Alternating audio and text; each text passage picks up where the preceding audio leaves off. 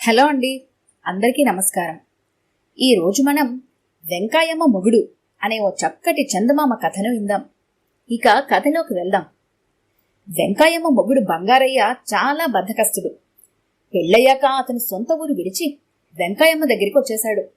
అది మొదలు వెంకాయమ్మే అతన్ని పోషిస్తున్నది. బంగారయ్య కడుపులో చల్ల కదలకుండా హాయిగా ఇంట్లోనే పడుకునేవాడు. వెంకాయమ్మ చెయ్యని పని అంటూ లేదు. పాలు పితికి అమ్ముతుంది, పిడకలు చేస్తుంది, 4 ఇళ్లలో వంట చేస్తుంది.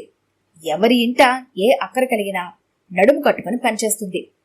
ఒకరోజు మధ్యాహ్నం బంగారయ్య నిద్రమత్తులో ఉండగా ఎవరో పొరుగింటి ఆడమనిషిని బంగారయ్య ఇల్లెక్కడా అని అడగటం, పొరుగింటి ఆమె ఈ ఊళ్ళో బంగారయ్య అంటూ ఎవరూ లేరు అనటమూ వినిపించింది.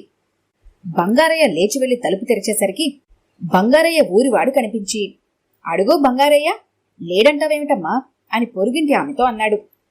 నువ్వు అడిగింది వెంకాయమ్మ మొగుడా అని ఆమె లోపలికి వెళ్ళింది. వచ్చిన మనిషి బంగారయ్యతో కాసేపు మాట్లాడి, నువ్వు ఈ ఊళ్ళో వెంకాయమ్మ మొగుడిగా చలామణి అవుతూ మన ఊరి పరువు తీస్తున్నావు అని వేళాకోళం చేసి వెళ్ళిపోయాడు. బంగారయ్యకు చాలా అవమానమయ్యింది. తను బంగారయ్యగా పేరుపడడం ఎలాగా అని ఆలోచించాడు. ఇంట్లో కూర్చున్నంతకాలము అది సాధ్యపడదు. లేచి వెళ్లి ఏదైనా పని చేయాలి, డబ్బు గడించాలి. మర్నాడు బంగారయ్య వెంకాయమ్మ కన్నా ముందే లేచి గేదెల పాలు పితికి అమ్మకానికి తీసుకెళ్లాడు. అతను ఒక వాడుక ఇల్లు తలుపు తట్టితే ఇంటి ఇల్లాలు వచ్చి, మాకు వెంకాయమ్మ పాలు పోస్తుంది అన్నది. ఆమె భర్త బంగారయ్యను పరికించి చూసి, ఇతను వెంకాయమ్మ మొగుడేలే, పాలు పోయించుకో అన్నాడు. అతను మీకు చస్తే పాలు పోయను అని వెనక్కి తిరిగి వచ్చేశాడు. వెంకాయమ్మ మొగుడుగా పాలు అమ్మి డబ్బు సంపాదించడం అతనికిష్టం లేదు. అతను రోజంతా ఆలోచించి పెదరెడ్డి దగ్గరికి వెళ్లి పని అడగాలని నిశ్చయించుకున్నాడు. ఆ మధ్య పెదరెడ్డి కొడుకు పెళ్ళయినప్పుడు 2 రోజుల పాటు వెంకాయమ్మే వారింట నిర్వాహకం చేసింది. ఆ 2 రోజులు బంగారయ్య భోజనం వేళకు పెద్దరెడ్డి ఇంటికి వెళ్లాడు. ఆ ఇంట్లో అందరూ అతన్ని ఎరుగుదురు.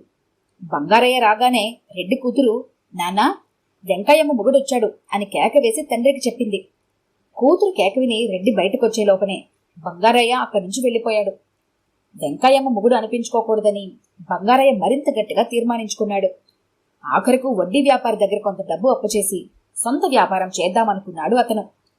నువ్వెవరో నాకేం తెలుసు, తాకట్టు ఏమీ లేకుండా నీకు అప్పు ఎలా ఇస్తాను అన్నాడు వడ్డీ వ్యాపారి.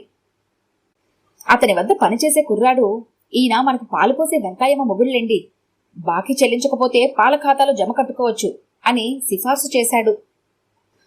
వడ్డీ వ్యాపారి డబ్బు అప్పీయటానికి సిద్ధపడ్డాడు గాని బంగారయ్య తనకు అవసరం లేదని విసురుగా వచ్చేశాడు. అతనికి బతుకు మీద రోత పుట్టింది. అతను మరో బైరాగివాడి సహకారంతో సన్యాసుల్లో కలిసిపోయాడు. 6 మాసాల అనంతరం బంగారయ్య ఆ ఊరికి తిరిగి వచ్చాడు. ఎండనపడి వచ్చాడు, ఆ సన్యాసికి కాస్త మజ్జిగయ్యి అన్నాడు ఒక గృహస్థ తన భార్యతో. సన్యాసికి బియ్యం వెయ్యమ్మా అంటూ ఒక పిల్ల తల్లిని కేకవేసింది. సన్యాసికి డబ్బులియ్యరా అని ఒక వ్యాపారి పనివాడితో అన్నాడు. తనను అందరూ బంగారయ్యని పిలవకపోతే మానే, వెంకాయమ్మ మొగుడు అనటం లేదు, అంతే చాలనుకున్నాడు బంగారయ్య. అలా అనుకుంటూ అతని చెరువుగట్టు మీదకి వచ్చేసరికి వెంకాయమ్మ ఎదురుపడి, నువ్వు ఎన్ని వేషాలు వేసినా నా కళ్ళు కప్పలేవు, నీకు వేళకు అన్నీ అమర్చి పెడుతూ ఉంటుంది కదా, ఎందుకు పుచ్చుకున్నావి సన్యాసం అని అడిగింది. వెంకాయమ్మ మొగుడని పిలిపించుకోవటం ఇష్టం లేక తాను ఈ పని చేసినట్టు బంగారయ్య ఒప్పుకున్నాడు. నిన్ను ఉత్తపుణ్యానికి వెంకాయమ్మ మొగుడని అందరూ ఎందుకంటారు? పెళ్ళాం బిడ్డల్ని పోషించడం మగవాడి విధి. నువ్వు నా మీద పడి తింటూ ఇంటి పట్టున ఉండిపోయావు. ఇక మీదట నువ్వు కష్టపడి సంపాదించి నన్ను పోషించు. బంగారయ్య పెళ్ళంగా చలామణి కావటానికి నాకు ఏ అభ్యంతరం లేదు. మీ ఊళ్ళో నువ్వు బంగారయ్యవేగా, పద అక్కడికి పోదాం అన్నది వెంకాయమ్మ. బంగారయ్య కళ్ళు తెరుపుడు పడ్డాయి. అతను సన్యాస దుస్తులు విడిచేసి మామూలు బట్టలు కట్టుకుని భార్యను తీసుకుని తన ఊరికి వెళ్లిపోయాడు.